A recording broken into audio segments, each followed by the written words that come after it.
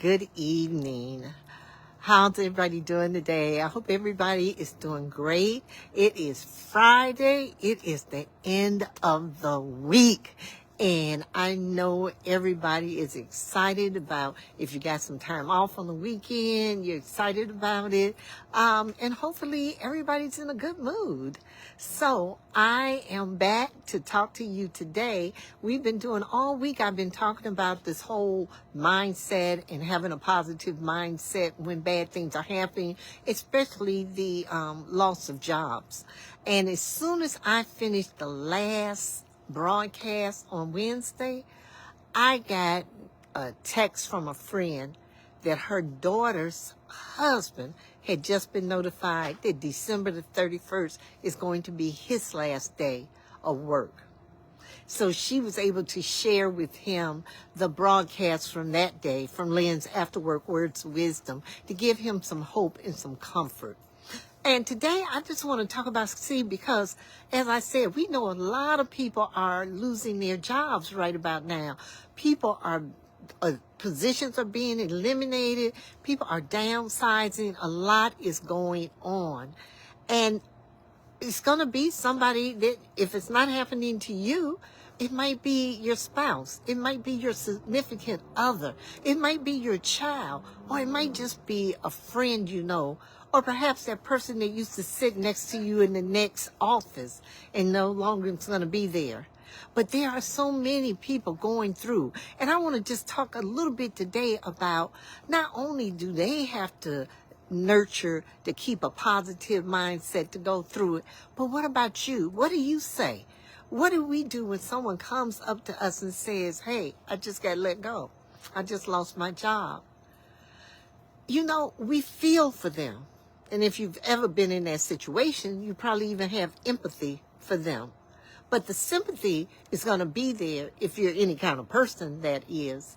Now, so what do you do? What do you say? How do you ensure that your negativity about the situation doesn't impact them? And what do I mean about that?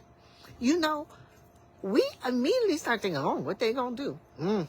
Oh, he done lost his job. She done lost her job. Shoot, I sure hope they don't need no money. You know, all kinds of things go through our minds. Are we going to be able to make it? You know, are you asking those questions if it's your spouse and they're the chief income earner in the house? Are you saying stuff to them like, well, are we going to make it? Yeah. Do you have a sound of doom in your voice? Because that's going to affect their ability to develop a positive attitude or keep a positive attitude. Or do you come in as the encourager? Do you say, you know what, honey? You've been talking about starting your own business for a while. You know what? Maybe this is the time. Maybe you're being released from that job. Or you know what? You've been complaining about that job so long. I'm so glad, because we're going to be okay, because it's got to be better. What kind of things are you feeding into that person? Because it's important that what you feed into that person is also positive, because they're going to pick up on any negativity that you may have, especially if you are in a relationship with them. See, when we're close to people, they know us and we know them. They can read us and we can read them. So it's just so important that we, you know, I remember when I was young and I heard that thing say, are we our brother's keeper? And I didn't really understand what that meant until I got older. And we do have a responsibility to those around us, those in our family, those on our jobs, and in our community, to also not bring them down any worse. I want to be the one to cause that person. They already feeling bad, right? I mean, they just got laid off. They don't, you know, they probably have fear in their minds, because their fear of poverty. Are they going to make it? Are they going to be able to feed their family, pay their bills? I remember when I first lost my job, when I was first job as a lawyer. 25 years old, got student loans, everything, and I lose my job. I was scared. I didn't know how I was going to make it. I didn't know if I was going to make it.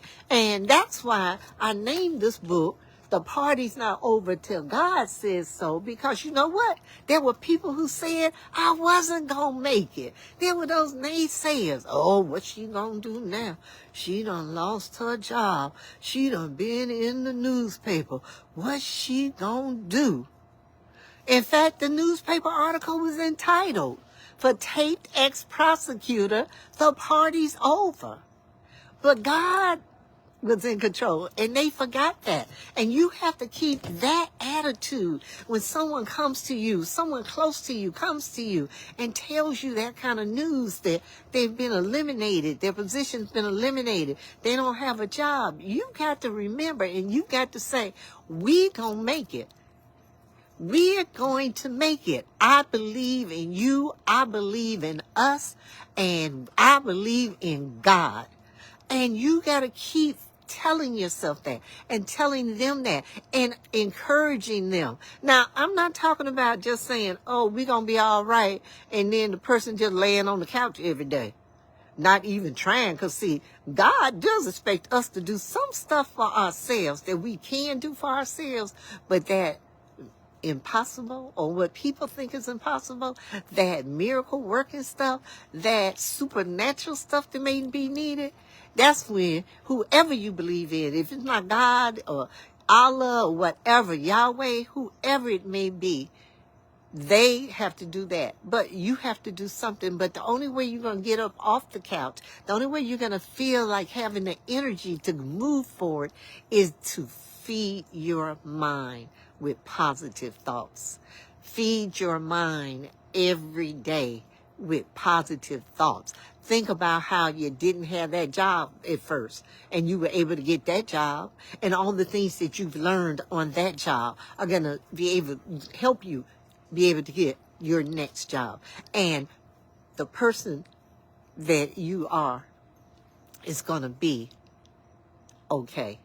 And if you are with a person that's going through that, you're going to be okay. And please, please, please, I ask that you continue to pour into yourself positive thoughts so you can remain positive for them.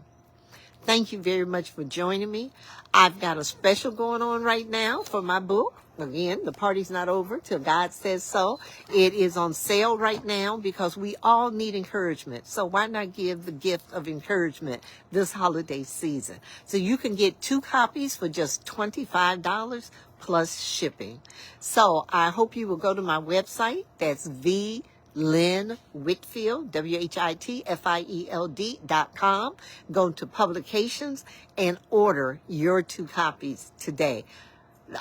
The supplies are limited, so please hurry, get your order. And I'm going to give you a little sneak thing. You know, when you're doing it, if you want to order more than 2 books, you should do 2 separate orders in order to get the full benefit of the $15 off, or the 2 for $25.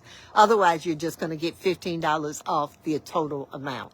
Okay? Thank you. Please follow me on Instagram at _Lynn_Whitfield, or on LinkedIn at Lynn Whitfield.